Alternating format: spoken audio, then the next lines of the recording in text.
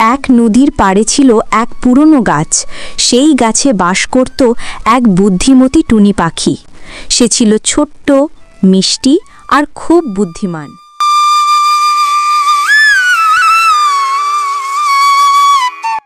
আমি টুনি পাখি রে ভাই, সবাই রে আমি করি ভাই।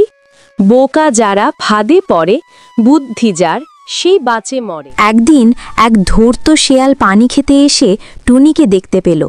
সে ভাবল, আহা, কি মজার টুনি পাখি!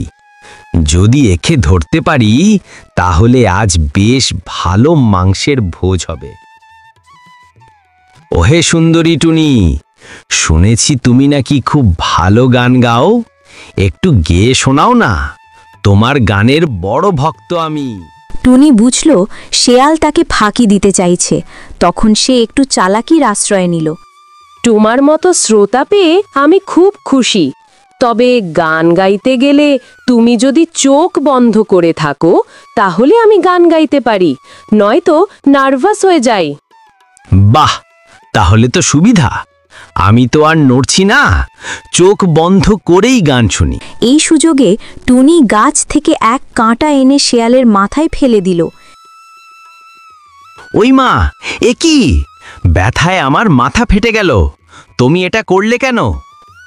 এই তো আমার গান, কাঁটার সিম্ফনি। তুমি অন্যকে ঠকাতে চেয়েছিলে, নিজেই ঠকলে। বুদ্ধি না থাকলে শেয়াল হলেও কাজ হয় না। বুদ্ধি যার সে যেতে সব, চালাকির ফাঁদে পড়ে না কভু। এইভাবে বুদ্ধিমতী টুনি তার উপস্থিত বুদ্ধি দিয়ে নিজের জীবন বাঁচালো আর শেয়ালকে একটা বড় শিক্ষা দিল। বুদ্ধি যার সে যেতে সব, চালাকির ফাঁদে পড়ে না কভু।